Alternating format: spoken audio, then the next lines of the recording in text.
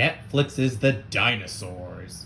So, while I was still kind of skeptical about the series because of what we've been getting recently, I did see it when it first came on Netflix, and I'm gonna be straight.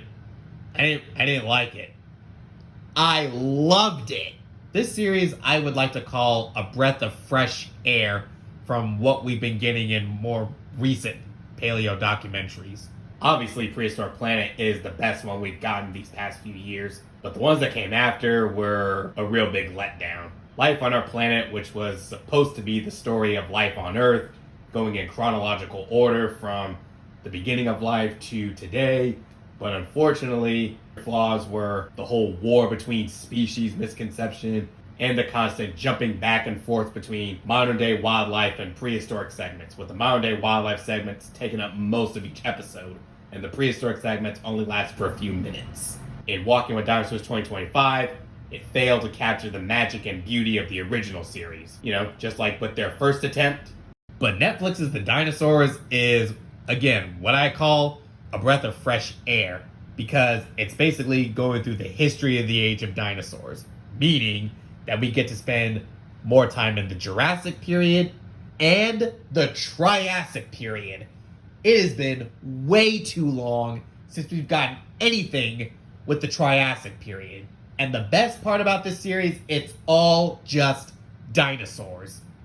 There's no jumping back and forth between past and present.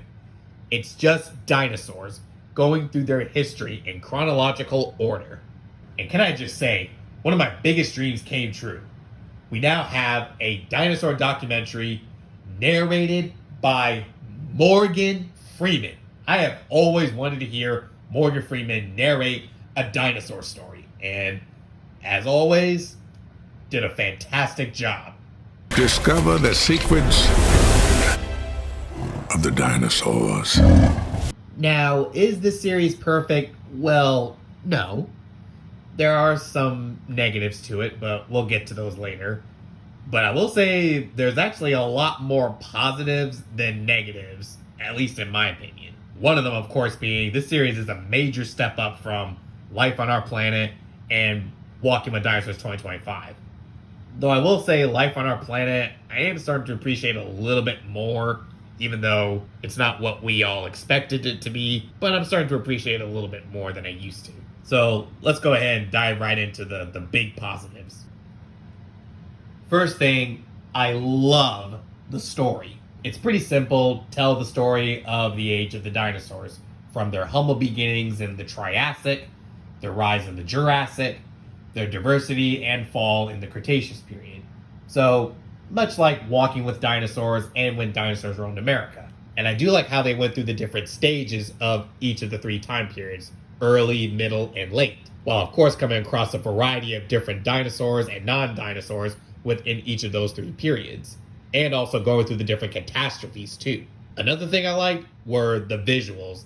The visuals and the CGI look amazing. I'm not going to be one of those who always compares the CGI visuals to Prehistoric Planet, because obviously Prehistoric Planet has a much higher budget, but I still think it's, unfair to compare the two.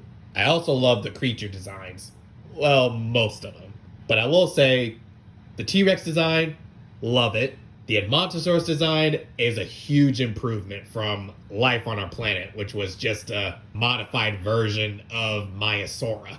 Dilophosaurus! Babe, it has been way too long.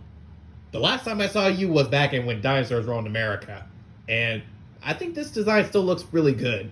Even though dated, but still looks pretty good. Not to mention, it had one of the most terrifying roars.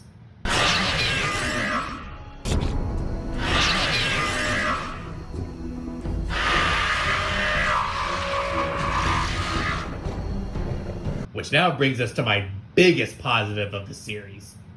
The huge amount of obscurity. This series contains a whole lot of dinosaurs and non-dinosaurs that hardly get any attention, if at all. Starting in the Triassic, we have the Rhynchosaur Hyperodapodon. When was the last time we saw this creature? Luperasuchus, which was actually new to me. Marsuchus, also new to me. our very first dinosauromorph, Plateosaurus. If I recall, the last time we saw Plateosaurus was back in Walking with Dinosaurs. Not to mention appearing in one of the most epic scenes of the entire series. This is the shape of things to come. The age of the dinosaurs has dawned.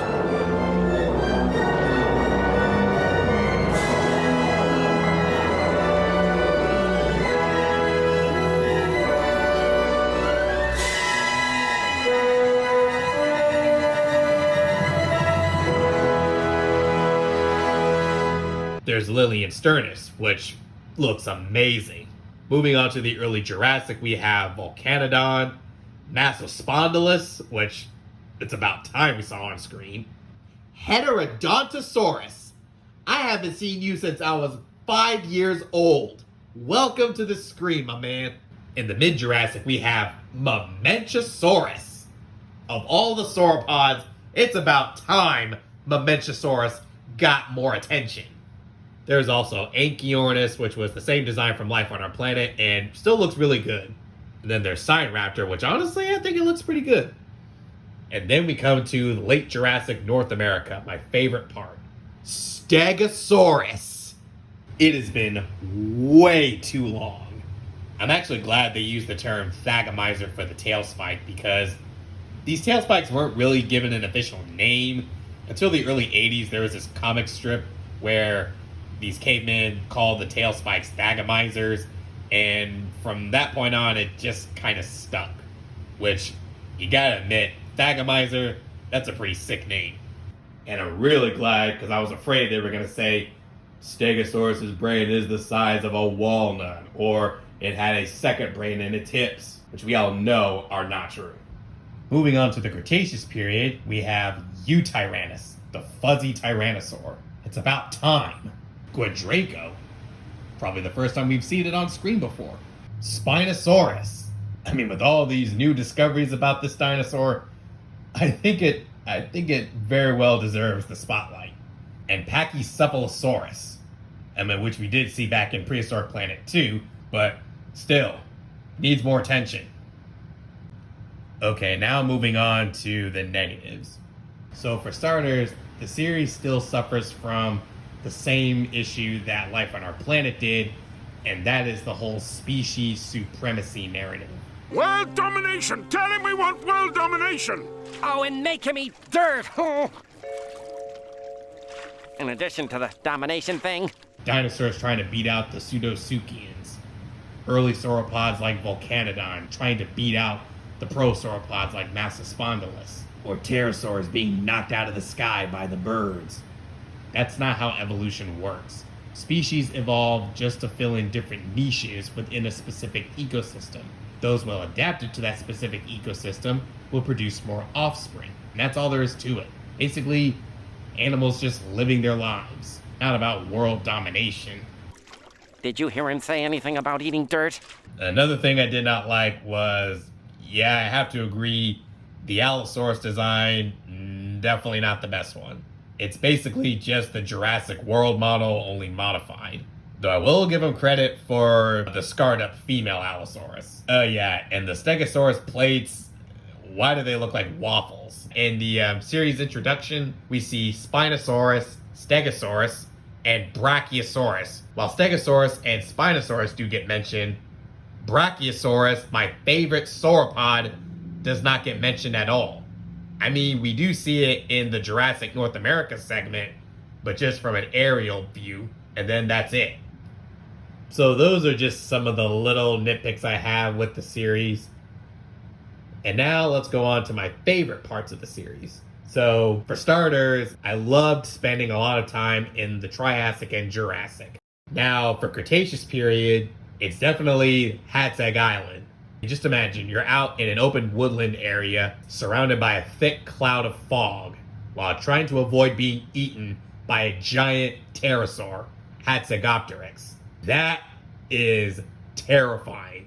Another favorite scene I liked was, this is probably everyone's favorite scene, we got to see a hadrosaur actually fight back for once and triumph. So we have a herd of Edmontosaurs in a nesting ground, and all of a sudden, a giant pterosaur comes down from the sky, devours one of the babies in the nest, and just as he's about to grab a second, the mother Edmontosaurus comes from out of nowhere and completely demolishes the giant pterosaur. In most popular media, hadrosaurs are usually depicted as these defenseless pushovers. But need I remind you, hadrosaurs are still big animals. And while they lack any obvious defenses, these are still pretty powerful animals, so don't tick them off. Oh, and a little piece of advice. Never get between a mother and her children.